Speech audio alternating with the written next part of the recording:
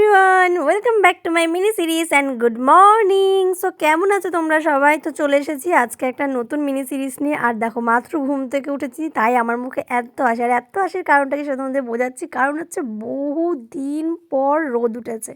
প্রচুর কুয়াশায় অন্ধকার হয়ে মেঘলা হয়ে থাকতো দিনটা, আর এখন রোদ উঠেছে।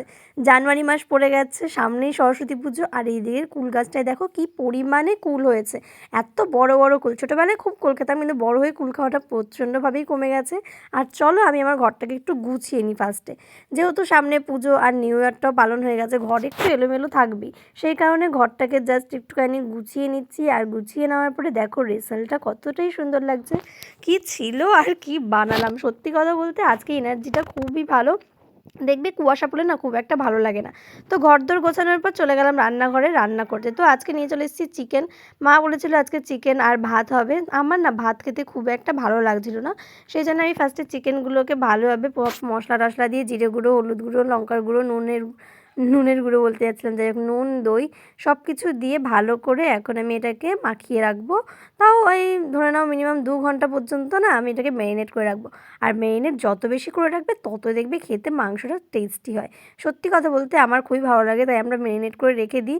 আর যখন সময় থাকে না তখন তাও চেষ্টা করি আধ ঘন্টা মতো যেন আমি ম্যারিনেট করে রাখতে পারি। তো আজকে বানাবো ঘরের চাল, মানে যেই চালে আমরা ভাত খাই নর্মালি, সেই চালের ভাত দিয়ে আজকে বিরিয়ানি বানানোর ট্রাই করেছি। হ্যাঁ, সত্যি কথা বলতে বিরিয়ানির চালে যেভাবে বিরিয়ানি খেতে হয় অতটাও ভালো হয়নি, বাট চলে গেছে।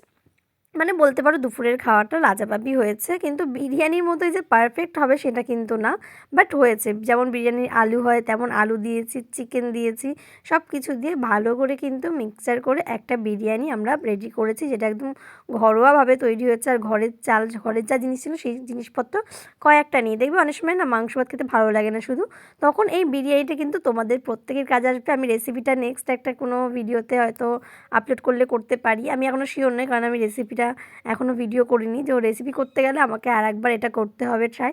তো সেই কারণে এখানে তো আলুগুলো দেখতে পাচ্ছ কি দারুণ সিদ্ধ হয়েছে, আর মাংসটা তো দারুণ সিদ্ধ হয়েছে। প্রথমে কষিয়ে নিয়ে তারপরে যখন ভাপাতে বসিয়েছি তখন তো আরও বেশি ভালো হয়েছে।